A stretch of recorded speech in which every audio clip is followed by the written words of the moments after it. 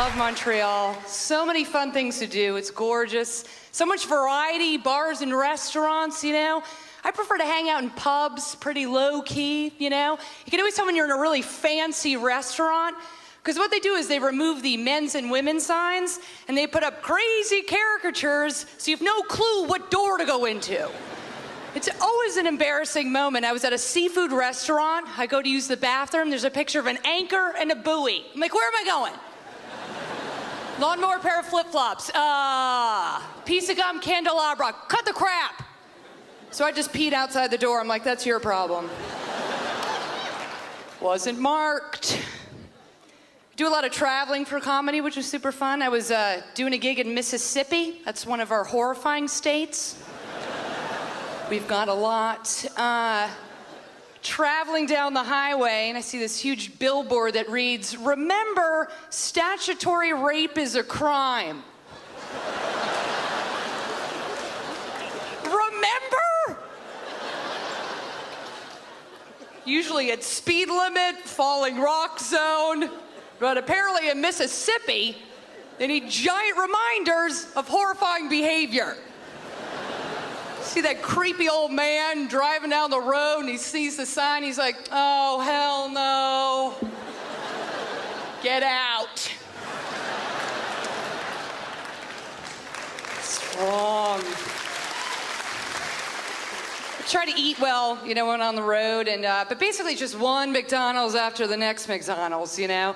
If you've seen the new slogan for them, they've got a picture of an egg pointed to an Egg McMuffin, and it says, "Every egg's dream." Really? I mean, I'm no egg-spert, but I would think every egg's dream is to be a chicken, not to be eaten by a fat American. You know what I'm saying? Sweet. So friends of mine are staying in my apartment while I'm here, and I had to go to the locksmith to make him a set of keys. I don't know if you've done this recently. That's the worst job ever. They always shove them in these like dark storefronts, you know, with no ventilation, and the locksmiths are in the worst mood, and they should be in the worst mood, because this is what they do all day.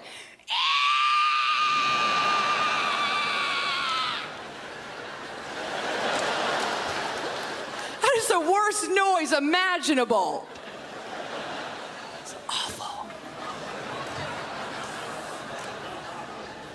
Love the books. I was at a bookstore, and I tell you, when you start looking at all the books, there's a lot of depressing books out there, people, like books on wars and plagues and poverty. But then I discovered the most depressing book of all time. It's actually in the cooking section. It's called Vegan Cooking for One.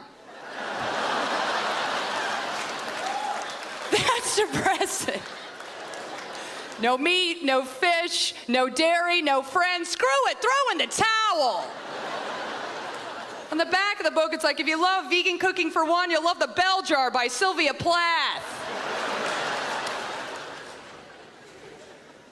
Our economy, man, wow, in the crapper, huh?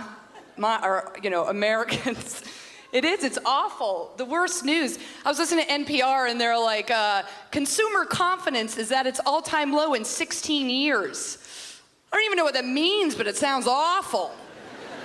I tell you, when those economists start waxing on, I feel like I could really use a visual aid. I have no idea what they're talking about, you know? When they're like, consumer confidence is at its all-time low, they should pair that with a woman coming out of Walmart hysterically crying.